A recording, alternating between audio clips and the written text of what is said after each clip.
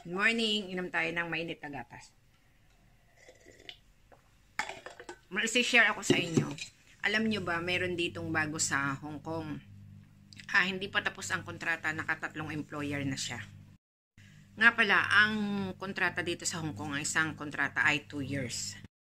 Dun sa una niyang amo, itinerminate siya. Bakit?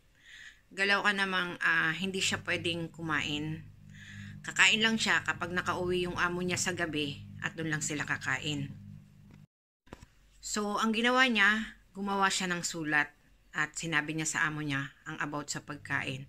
So, pagkagawa niya ng sulat, on the spot, itinerminate siya. Doon naman sa second na amo niya, so good naman at okay dahil alam yung previous na situation niya. Pero hindi rin natapos ang kontrata dahil yung employer niya nag-migrate sa ibang lugar. Kumbaga pumunta sa ibang bansa.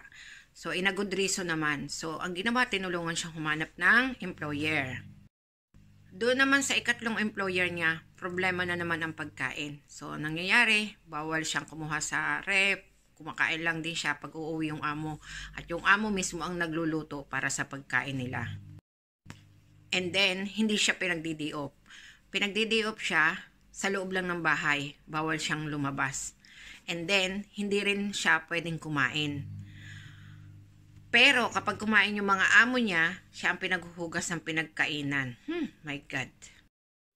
So, ang ginawa niya, magpapaalam sa lalabas at magpapadala ng pera sa pamilya. So, syempre, papayagan yun. Dahil kaya nga tayo nagtatrabaho, dahil para sa pera na ipapadala natin sa ating pamilya.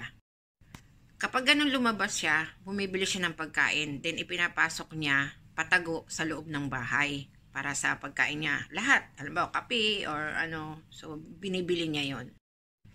Ngayon, nung malaman ng amo niya yon, sobrang nagalit sa kanya yung amo niya. So, in short, na-terminate naman.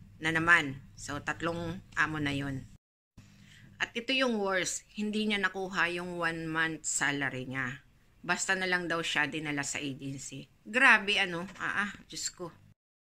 Pag ganito, kailangan huwag tayong magpapadala sa ating damdamin o sa pagkalito o kung ano pang pag-iisip. Dapat alerto tayo at alam natin yung ating karapatan. Dahil dito sa Hong Kong ay marami talagang madamot sa pagkain ng mga employer. Kung hindi ka marunong, hindi ka magaling, ay talagang pagdadamutan ka nila. So, dapat tayo bilang empleyado, alam natin yung karapatan natin. At dito naman, marami ding mga employer kapag alam nila na marunong tayo, ay sila naman ay takot din. Kaya takutan lang yan. Ganun lang ang diskarte sa buhay.